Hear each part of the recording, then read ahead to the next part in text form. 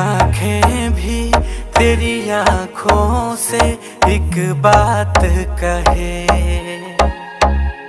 मेरी सांसों में अब हर पल तू मेरे साथ रहे। मुझ पे कर दे